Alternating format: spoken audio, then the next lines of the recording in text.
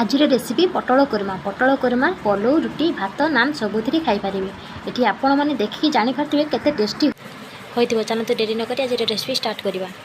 नमस्कार, मु पल्लवी मो चैनल को आपण मानक स्वागत करुच्ची। ये मु अल्प पटल नहीं ता सहित मीडियम रे गोटे आलू नहीं।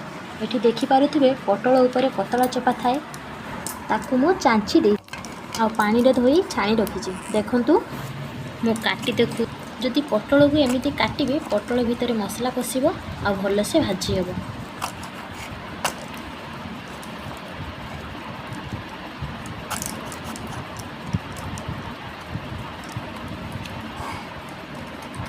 देखंतु आलू को भी सेमती काटी पटल साइज रे नै।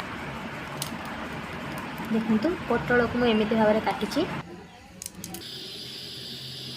देखंतु मु कढ़ई नहीं मो पाखापाखि 2 ରୁ 3 कप रिफाइन तेल नौची।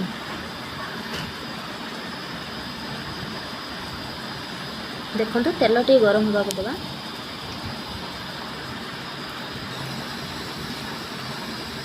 तेल गरम होगा पर आमे प्रथमे पटल को भाजीबा।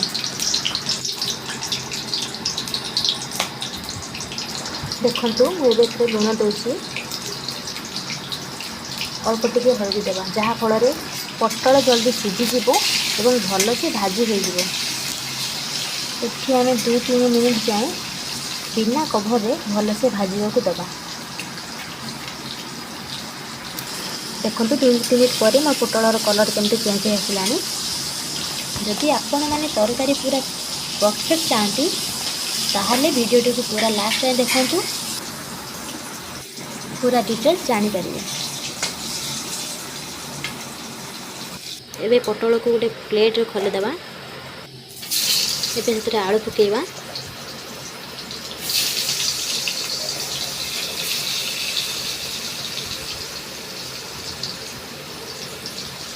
अल्प टी लुण देवा जहाँ फल से सीझा लगे। आलू को लो फ्लेम रे सीझा पर्यंत भाजा को छाड़देवा। देखते किसी समय पर आलूर कलर भी चेंज हो आसला। आलू को भी गोटे प्लेट रे खोलीदेवा। ये मसला प्रस्तुत रसुण कंचा लंका पियाज अदा आउ किछि गोटा मसला नहीं। से सेम कड़ाई रे आमे से बटा होता मसला को भाजी देवा जहाँ फल आमर मसला अल्प समय भितर हो जाई परिबा।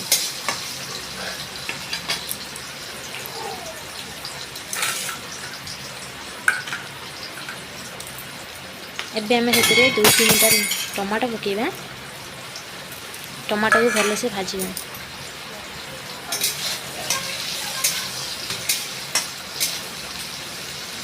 एबे हमर गोटा मसला भाजी हेलानी। एबे गोटे प्लेट रे काढी ताको ठंडा आबा को छाड़देबा। ठंडा एबे मसला को ग्राइंडिंग करबा। मु पानी रे भिजै रखिछि काजू आ चारमगज सेतरे आमे ढाळी देबा। एबे सेही सेम करे देखंतु मु तेल नैछि। लाली करने मुझे अल्प टे चीनी नहीं। मो चीनी भी लाली कलर आसलानी।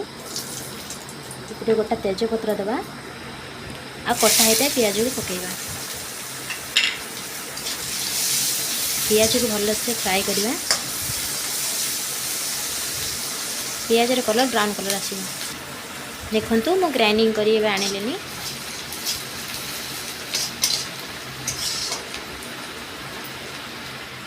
पियाज रे कलर देखो ब्राउन कलर हो आसला।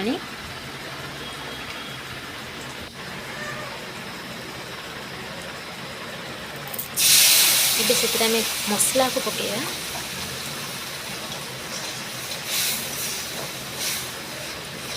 टिके घांटी देवा।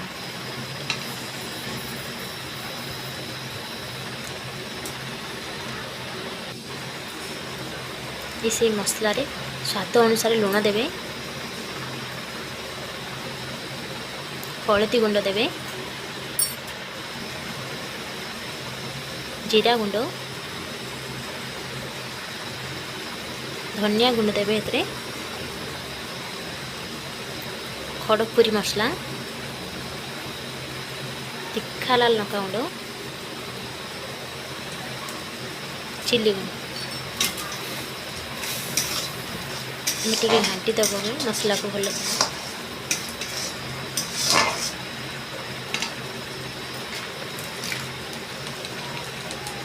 ଏବେ ଗରମ ମସଲା ସେଥିରେ ଦେଇଦେବା।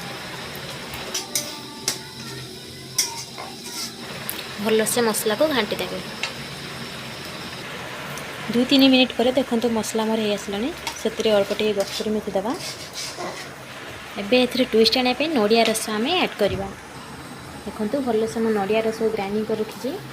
ମୋ ମସଲା ବି ହେଇସାରିଲାଣି। ସେଥିରେ ଆମେ ନଡ଼ିଆ ରସକୁ ଆଡ଼୍ କରିଦେବା। ଭଲସେ ଆକୁ ଘାଣ୍ଟି ଦେବା।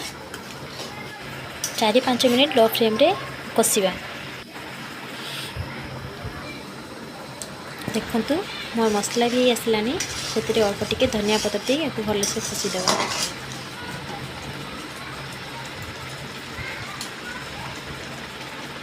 ସେଥିରେ ଆମେ ଭାଜିଥିବା ପୋଟଳ ଆଳୁକୁ ପକାଇବା ଆଉ ଭଲସେ କଷିବା।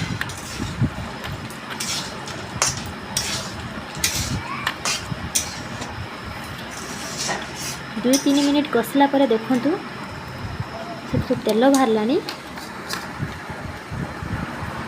ଏବେ ସେଥିରେ ଆମେ ପାଣି ଦେଇଦେବା। ଆପଣମାନେ ଚାହିଁଲେ ଗରମ ପାଣି ଦେଇପାରିବେ। ଆପଣ ଯେତିକି ଗ୍ରେଭି ବହଳିଆ ପତଳା ଚାହୁଁଥିବେ ସେହି ହିସାବରେ ପାଣି ଦେବେ। ମୁଁ ଏଠି ପାଖାପାଖି ଅଧ ଗ୍ଲାସ୍ ପାଣି ଦେଇଛି।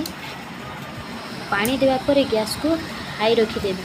କୁରୁମାରେ ଗ୍ରେଭି ବେଶୀ ପତଳାରେ ଭଲ ଲାଗିବନି। ଏବେ ଦେଖନ୍ତୁ ଆଳୁ ପୋଟଳ ଭଲସେ ସିଝି ଆସିଲାଣି। ଏବେ ଆମେ ଗୋଟେ ପ୍ଲେଟ୍କୁ ଖୋଲି ଗାର୍ନିଶ୍ କରିଦେବା। ତେବେ ଆଶା କରୁଛି ଆଜିର ଭିଡ଼ିଓ ଆପଣମାନଙ୍କୁ ପସନ୍ଦ ଆସୁଥିବ। ପୁଣି ଆସିବି ନୂଆ ଭିଡ଼ିଓ ସହିତ। ରହୁଛି, ଧନ୍ୟବାଦ।